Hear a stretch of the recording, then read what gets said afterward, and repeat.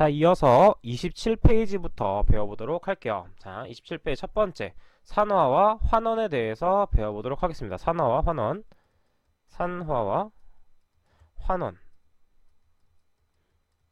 대해서 배워보도록 할게요. 자, 산화와 환원은 동시에 발생하며 한 물질이 산화가 되면 다른 물질은 환원이 됩니다. 자, 산화는 쉽게 생각하면 산소를 얻는 반응이다. 산소를 얻는 반응이다 라고 생각해 주시면 되고, 환원 반응은 산소를 잃는 반응이다 라고 생각해 주시면 됩니다. 자, 반대로 산화 중에서 전자와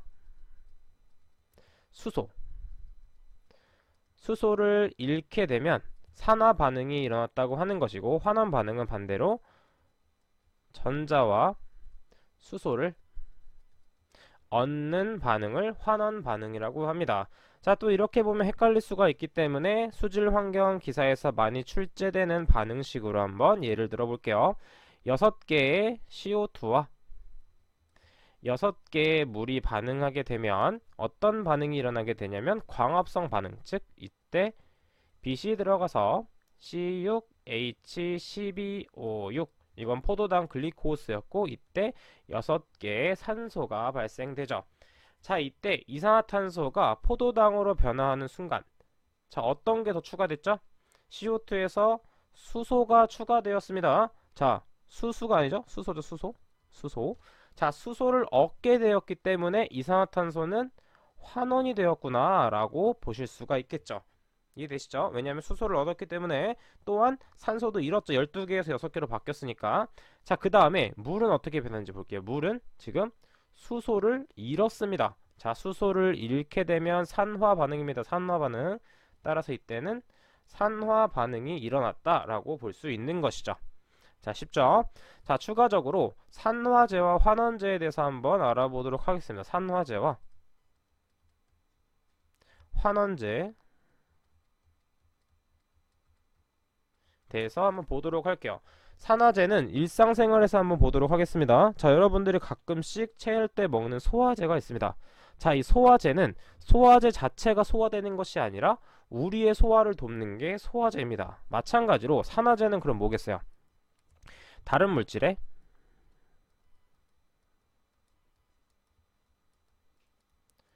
산화를 돕는 것입니다. 산화를 돕는 것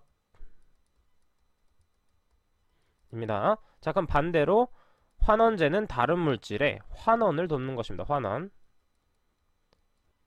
환원을 돕는 것이라고 생각하면 됩니다. 이때 대표적인 산화제는 앞에서 배웠던 것처럼 KMnO4라는 물질이 있고, 또 뭐가 있죠? K2CR2O7이라는 물질이 있었습니다. 자, 앞에 부분을 복습하자면 이때 KMnO4는 전자가 5개가 있고, 이때 다이크롬산 칼륨은 전자수가 6개가 발생되죠. 따라서 원자가는 5개, 다이크롬산 칼륨은 6개입니다. 한번 복습하는 식으로 한번 써봤어요. 그리고 환원제는 여러가지가 있지만 대부분 황이 포함되어 있으면 환원제다 라고 생각을 해주시면 됩니다. 자, 산화제, 환원제 구하는 것도 찾는 것도 나오기 때문에 이렇게 참고적으로 알고 계시면 되겠습니다. 자, 한 번 더 책으로 넘어가도록 할게요. 책으로 넘어가서 같이 보도록 하겠습니다. 산화와 환원은 동시에 발생하며 한 물질이 산화가 되면 다른 물질이 환원된다. 이 표를 한번 읽어보세요. 제가 한번 정리를 해드렸습니다. 한번 읽어보세요. 자, 그 다음 밑에 ORP, 산화 환원 전이라고 있습니다. 자, 이것은 출제가 잘 되지 않기 때문에 그냥 한 번만 그냥 읽어보세요. 읽어보시고, 여기서 그나마 강한 산화제의 순서는 불소, 오존, 염소순이다 정도만 암기를 해주시고, 이런 것이 있구나 정도만 알고 넘어가 주시면 되겠습니다. 자, 다음 페이지로 넘어가서 액체 기체 법칙 및 중화 혼합 공식을 보도록 할게요. 자, 이것은 책을 같이 보면서 보도록 할게요. 자, 보일 법칙, 샤를 법칙, 아보가드로 법칙, 이건 많이 한 번씩 봤을 거예요. 자, 이거는 그냥 가볍게 한번 읽어줍니다. 이 부분 가볍게 읽어주세요. 앞에서 온압 보정할 때 배웠죠? 보일의 법칙은 압력과 부피의 곱일정, 샤를 법칙은 온도와 정비례, 아보가드로는 몰수에 정비례한다 정도만 알고 계시면 됩니다. 또한 네 번째, 돌턴의 부분압력 법칙은 기체 혼합물의 전체 압력은 하나하나의 기체 분압의 합과 같다. 이것은 돌탑을 생각해 주시면 돼요. 돌탑은 하나하나의 돌로 이루어져 있지만 그 돌을 다 쌓게 되면 하나의 탑이 돼버리죠. 그렇기 때문에 전체의 압력은 각각 하나의 기체 분압의 합과 같습니다. 이해되셨죠? 자, 그리고 다섯 번째, 라울의 법칙. 용액 위의 용매 증기압은 용액 내 용매의 몰 분율에 비례한다 라고 그냥 한번 읽어주세요. 자, 계속해서 밑에 보겠습니다. 자, 여기 세 가지 법칙은 자주 출제가 되고 중요합니다. 자, 이 세 가지 법칙에 대해서는 반드시 암기를 해주셔야 돼요. 그리고 이때 헨리의 법칙 정말 중요합니다. 헨리의 법칙은 난용성 기체에만 적용이 됩니다. 난용성이 뭐였냐면 물에 잘 녹지 않는 물질들이었어요. 자, 그리고 일정한 온도에서 용매 또는 기체의 질량은 압력에 비례합니다. 따라서 헨리의 법칙은 이때 C는 몰농도입니다. 이때 몰농도, 이때의 몰농도는 압력 곱하기 헨리 상수로 구할 수가 있어요. 자, 이때 이 계산 문제보다는 난용성 기체의 종류에 대해서 많이 나오게 됩니다. 헨리 법칙에 적용되는 물질은 H2, O2, N2, NO, NO2, CO, CO2입니다. 자, 이것은 한번 어떻게 쉽게 외울 수 있냐면 보통 헨리, 자, 보통 헨리라는 이름을 가진 사람은 좀 잘생겼어요. 그쵸? 잘생겼다고 생각하시다. 잘생긴 헨리, 잘생긴 헨리를 보게 되면 잘생기거나 이쁜 사람들을 보면 어떻게 되죠? 혼이 나가버리죠. 그래서 혼 놓고 나가버립니다. 즉 HON은 혼이라고 생각해 주시면 되고 노, 그 다음에 NO2는 노, 그 다음에 코는 CO, CO2를 생각해 주시면 돼요. 즉 헨리 법칙에 적용이 되려면 너무 잘생겼기 때문에 혼 놓고 나가버린다. 즉 H2, 수소, 산소, 질소, 일산화질소, 이산화질소, CO, CO2 등이 이것들이 난용성 기체이다 라는 거 암기를 반드시 해주셔야 됩니다. 정말 중요한 부분이었어요. 자, 그 다음 두 번째, 게일-이삭의 법칙은 화학 반응에서 기체의 부피는 간단한 정수비로 나타낸다. 복습 겸 한 번 더 보겠습니다. 간단한 정수비, 포도당으로 보도록 할게요. C6H12O6은 6개의 산소와 6개의 CO2 그리고 6개의 H2O가 발생이 되죠. 자, 이렇게 간단한 정수비로 나타냅니다. 복잡한 정수비로 나타내지 않아요. 그리고 정수가 뭐예요? 정수가 분수가 아닌 수를 정수라고 하죠. 까먹으시면 안 됩니다. 가끔 이제 분수가 나오긴 하지만 웬만하면 정수비를 사용한다 라고 생각을 해주시면 되겠습니다. 그리고 세 번째, 그레이엄의 법칙은 기체의 평균 이동 속도는 기체의 분자량의 제곱근에 반비례한다. 이때 제곱근은 무엇이냐면 분자량의 루트를 씌운 겁니다. 루트, 즉 2분의 1제곱을 한 건데, 그래서 기체의 평균 이동 속도는 루트 mw분의 1로 표현할 수 있다라는 거 꼭 체크를 하고 넘어가 주시면 되겠습니다. 자, 다음 페이지로 넘어가도록 할게요. 정말 중요한 공식들이 적혀 있습니다. 자, 2번 혼합 공식에 대해서 한번 보도록 할게요. 자, 이때 혼합 공식은 하천과 폐수가 합쳐졌을 때의 농도 계산에 많이 사용되며, 이때는 그때 Q1분의 Q1 플러스 Q2분의 C1 곱하기 Q1 플러스 C2 곱하기 Q2인데, 이때 Q는 유량이며 이때 C는 농도 혹은 pH, 온도 등에서도 적용이 된다는 거 같이 꼭 암기를 해주시고, 이 혼합 공식 정말 중요합니다. 반드시 노트에 정리해 주셔서 암기를 해주셔야 돼요. 자, 이게 노트는 항상 옆에 두고 모를 때마다 정리를 항상 해주셔야 됩니다. 자, 그러면 이렇게 보면 또 이해가 안 되기 때문에 한번 이 문제를 통해서 보도록 하겠습니다. 문제를 풀어보도록 할게요. 어떤 도시에 유량, 유속, BOD가 이런 정도의 하천이 흐르고 있습니다. 이렇게 하천이 줄줄줄줄 흐르고 있습니다. 하천이, 그림을 제가 잘 못 그려서 하천이 이렇게 흐르고 있는데, 이 하천에 공장 폐수가 유입되고 있어요. 공장 폐수는 나쁜 거니까 빨간색으로 보겠습니다. 공장 폐수가 줄줄줄줄 흐르고 있습니다. 자, 이때 하천수와 공장 폐수와의 합류 지점에서의 BOD는 무엇일까요? 이때는 혼합 공식을 사용하는 것입니다.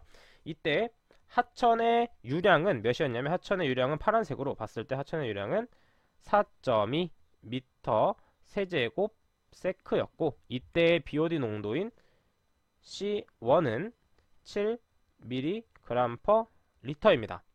자, 폐수는 나쁜 거니까 빨간색으로 한다고 했어요. 이때 폐수의 유량은 Q2는 25.2 미터 세제곱 per 미니트. 이때는 분 단위를 뜻하고 이때의 BOD 농도는 엄청 높네요. 500. 엄청 더러운 폐수입니다. 밀리그램 퍼 리터입니다. 자, 이때 중요해야 될 중요한 점은 뭐냐면 제가 앞에서 환경공학의 기초에 설명드렸던 것처럼 단위를 맞춰주셔야 됩니다. 만약에 미리그램과 미리그램은 일치하기 때문에 변동시켜 줄 필요가 없는데 지금 중요한 것은 초단위와 이 분단위를 맞춰주시는 게 중요합니다. 자, 저는 초단위로 한번 맞춰보도록 할게요. 이때 Q2 부분을 보겠습니다. Q2. 자, 이때 미니트 1분은 60초이기 때문에 단위 환산을 이용해서 계산을 하게 되면 미니트와 미니트가 소거되어 0.42m 세제곱 per sec라는 것을 구할 수가 있죠. 즉 하천의 유량보다는 공장 폐수의 유량이 좀 더 적네요. 자, 이렇게 단위를 맞춰준 후에 공식에 대입하시는 게 중요합니다. 자, 이때 첫 번째 Q1은 4.2, Q2는 0.42, 그때의 농도는 7, 폐수의 농도는 500이므로 이걸 계산하게 되면 51.82mg per 리터가 나오게 됩니다. 자, 여러분들은 이걸 지우고 한 번씩 더 풀어보셔야 돼요. 제가 수학 강사도 하고 있는데 이때 문제를 같이 풀었다고 해서 자기 문제가 되는 것이 아닙니다.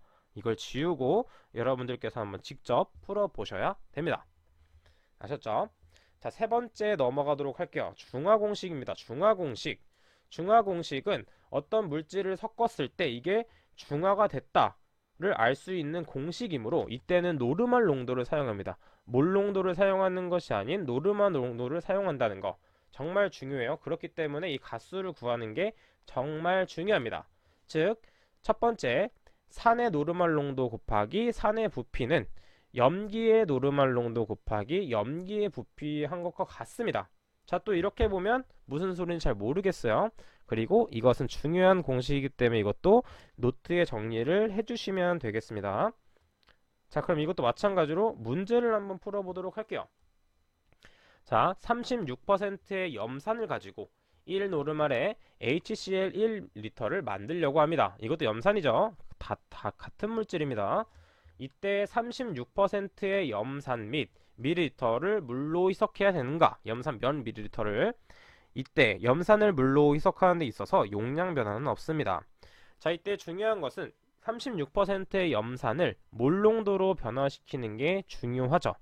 자, 염산의 몰 농도, 즉 36g에 대한 몰 농도는 염산의 분자량은 36.5g입니다. 이거 왜 36.5g이 나오냐면 HCl에서 수소는 원자량이 1이고 Cl은 35.5이기 때문에 HCl의 분자량은 36.5가 나오게 되죠.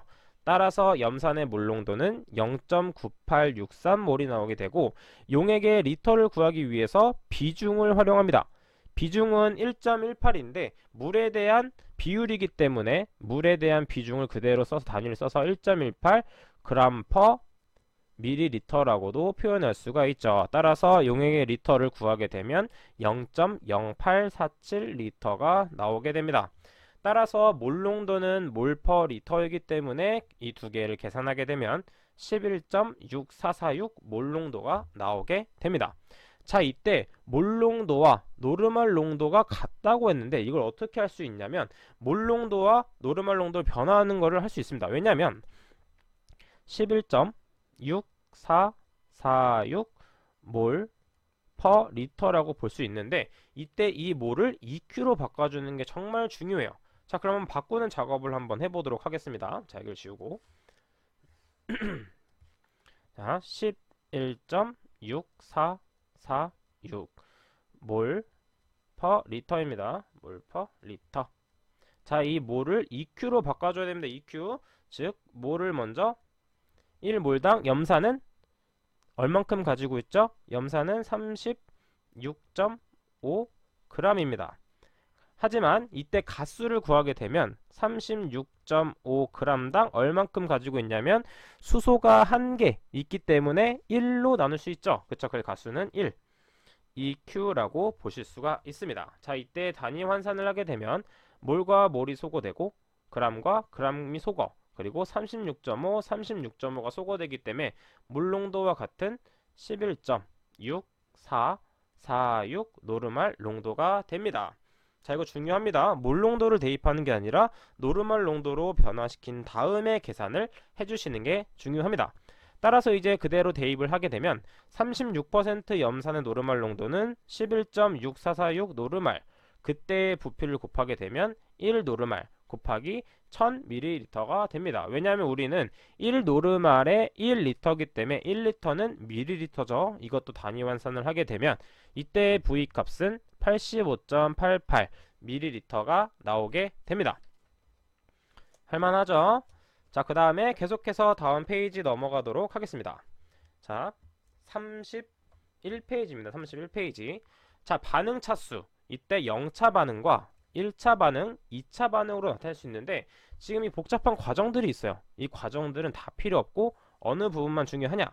제가 표시를 해드리도록 하겠습니다. 중요한 부분들은 제가 네모친 부분만 체크를 해주시면 돼요. 이 부분. 0차 반응일 때는 나중 농도 빼기 처음 농도는 마이너스 KT다. 이렇게 암기를 해주시면 되고 참고적인 것들은 다 읽어주시면 돼요. 왜냐하면 시험에는 이 반응식을 이용해서 농도를 계산하는 것이 나오기 때문에 이거 식을 반드시 암기를 해주셔야 됩니다. 자, 그 다음에 1차 반응은 어디를 암기해 주시면 되냐? 여기를 암기해 주시면 돼요. 표시해 드리겠습니다. ln C0분의 CT는 마이너스 KT다. 이때 C0는 초기 농도, CT는 나중 농도이며 이때 K는 반응 속도 상수, 그리고 얼만큼 반응 시간이 흘렀는지를 볼 수가 있죠. 자, 이때 이 ln이 왜 나오는지 궁금하신 분들은 카페에 글을 남겨주시면 제가 증명하는 걸 제가 올려드리도록 하겠습니다. 자, 또한 2차 반응도 중요해요. 2차 반응도 보겠습니다. 2차 반응. 자, 2차 반응은 어디가 중요하냐면 마찬가지로 이 부분이 중요합니다. 나중 농도분의 1 빼기 처음 농도분의 1은 마이너스 KT다. 이 부분을 꼭 암기를 해주시고 넘어가 주시면 되겠습니다. 꼭 정리해 주셔야 돼요. 계속해서 반응조의 종류와 특성에 대해서 보도록 하겠습니다. 자, 반응조의 종류와 특성. 첫 번째, 이건 책을 통해서 보도록 할게요. 첫 번째, 회분식 반응조. 회분식 반응조는 소규모 운전으로 하는 것이며 연속 흐름이나 배출 없이 일정 시간을 반응시킨 후에 처리하는 방법으로 고가의 생성물이나 새로운 공정의 시험에 적용합니다. 여러분들이 BOD 실험을 한번 해보셨던 분들은 BOD병이 뭔지 아실 거예요. 그리고 인건비가 많이 들며 대규모 생산이 어렵습니다. 또한 온도 조절이 용이하며 원하지 않는 부반응을 최소화할 수 있다. 하지만 반응조는 완전 혼합 반응조와 연속 혼합 반응조가 많이 출제가 되기 때문에 회분식 반응조는 그냥 가볍게 읽어줍니다. 여기는 그냥 읽어보면 되고, 자, 그 다음에 중요한 거는 완전 혼합 반응조가 정말 중요합니다. CFSTR이라고 나오는데 이때는 어떠한 반응조에다가 어떠한 고정적인 반응조에 물질을 투입한 후에 이때 반응 교반을 시킵니다. 교반을 막 시키게 되면 여러가지 반응을 할 수 있고 그에 따라서 여러가지 실험들을 할 수 있는 것이죠. 그럼 특징들을 한번 보도록 하겠습니다. 자, 이때 연속 혼합 반응조는 충격 부하에 강하고, 왜냐하면 내가 원하는 만큼 넣은 다음에 반응하고 보낼 수 있기 때문에, 하지만 완벽하게 반응이 되지 않기 때문에 처리되지 않고 밖으로 유출되는 경우가 있습니다. 단로 흐름을 일으킬 수 있습니다. 자, 그리고 운전 비용이 저렴하며 청소가 쉽습니다. 왜냐하면 연속으로 흘러오는 게 아니라 내가 쉬고 싶을 때 쉴 수 있기 때문이죠. 자, 이런 특성들이 있고 가장 중요한 건 이 물질 수지식이 정말 중요합니다. 물질 수지식. 자, 이것을 음식으로 한번 비유를 해볼게요. 자, 여러분들이 음식을 먹습니다. 음식을 맛있게 먹습니다. 축적이 음식이라고 볼게요. 음식을 말고 이거를 뒤로 가서 여러분들이 배고파서 음식을 입에 넣습니다. 그게 음식이 유입이 되겠죠? 유입이 되면 일정량은 영양분으로 사용해서 몸에 흡수가 됩니다. 이게 영양분 흡수가 반응되었다 라고 생각해 주시면 돼요. 영양분이 흡수가 되었다. 그래서 반응이 되었습니다.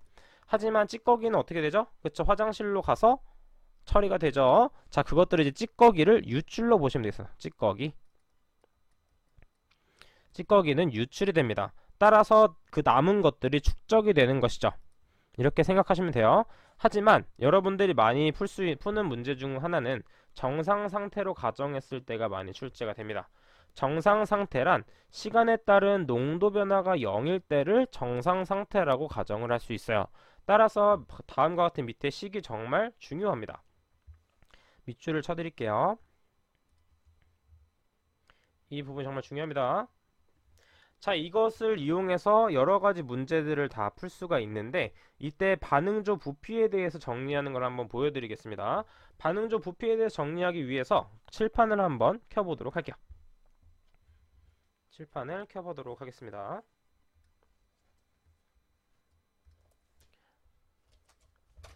물질 수지식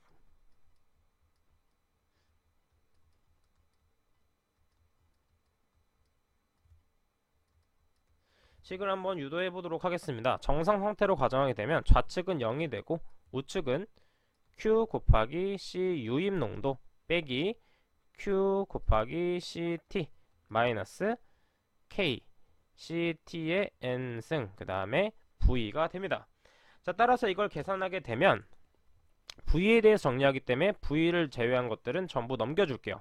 하지만 여기 V 앞에는 음수가 있기 때문에 이걸 넘기게 되면 첫 번째 K CT의 N제곱 그 다음에 V는 Q로 묶이게 됩니다. Q로 묶어서 CI-CT가 되죠.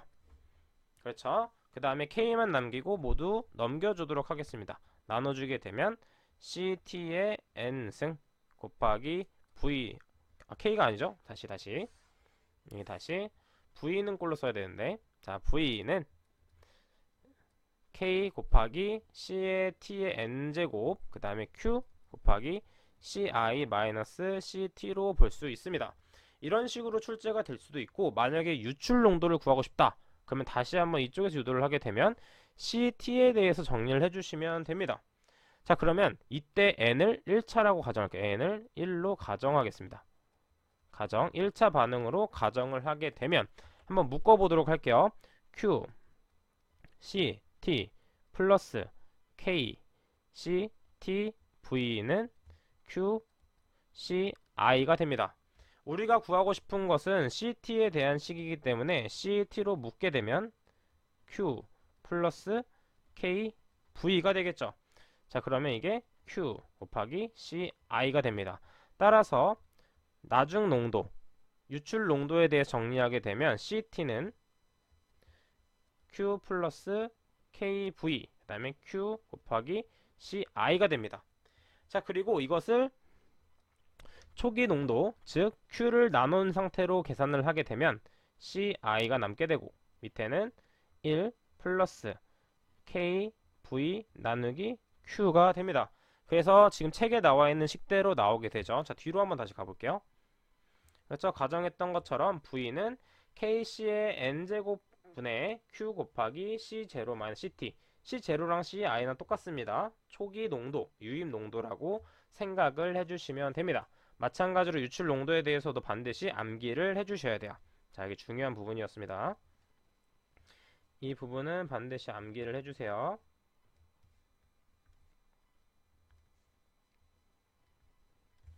자, 그럼 계속해서 연속 흐름 반응조 PFR에 대해서 한번 알아보도록 하겠습니다. 연속 흐름 반응조는 CFSTR이 무수히 계속 연결되었다라고 생각을 해주시면 되는데 유입하는 유량만큼 유출되면서 상하 혼합은 있으나 좌우 혼합은 무시하고 길이가 긴 반응조다 라고 생각을 해주시면 되는데 이때 PFR의 농도식은 앞에서 배운 1차 반응식을 사용하여 계산하시면 됩니다. 아셨죠? 1차 반응식 꼭 복습하고 와주셔야 됩니다. 그리고 마지막으로 PFR과 CFSTR의 혼합 정도, 이거 시험에 많이 출제됩니다. 정말 중요하기 때문에 이 표는 반드시 노트에 정리해서 암기를 해주셔야 돼요. 이때 쉽게 암기하는 방법이 있습니다. PFR과 CFSTR, 즉 짧은 거 먼저 쓰고 그 다음에 긴 거 쓰고, 마찬가지로 가로 세로로 쓸 때도 분산, 분산수, 모를 주수를 씁니다. 자, 그러면 긴 거에서 짧은 거, 긴 거에서 짧은 걸 썼죠. 그 다음에 0, 0, 1, 0, 0, 1이 1 무한대 무한대다 라고 암기를 해주시면 되겠습니다. 자, 이렇게 수질 환경 화학에 대해서 배워봤는데, 뒤에 있는 문제는 여러분들께서 한번 직접 풀어보신 다음에 이해가 안 된다 하시는 분들만 제가 따로 알려드리도록 하겠습니다. 자, 그럼 마지막으로 이 영상을 마지막으로 한번 총 정리에 대해서 한번 제가 적어놨어요. 앞에서 배웠던 걸 다시 한번 보도록 하겠습니다. 자, 평형상수 K는 반응물 분의 생성물로 나타내며, 평형상수가 반응지수보다 클 땐 정반응, 평형상수가 반응지수보다 작을 때는 역반응이 일어났죠. 또한 KSP는 용해도적으로 반응지수보다 클 때는 정반응이므로 침전이 안되고, KSP가 반응지수보다 작을 때는 침전이 되죠. 왜냐하면 침전이 되는 거는 역반응이기 때문에 역반응 반드시 정리해 주시고, 네 번째, pH는 14-POH라고 구할 수 있으며, pH 이때는 완충이죠. 완충 용액의 pH를 구할 때는 pKa 플러스 로그 산의 농도, 몰농도 분의 짝염기의 몰농도를 대입하십니다. 그 다음 여섯 번째, 산화는 산소를 얻는 것입니다. 산소 얻고 전자수소 잃고, 환원은 산소를 잃고 전자수소를 얻는 것입니다.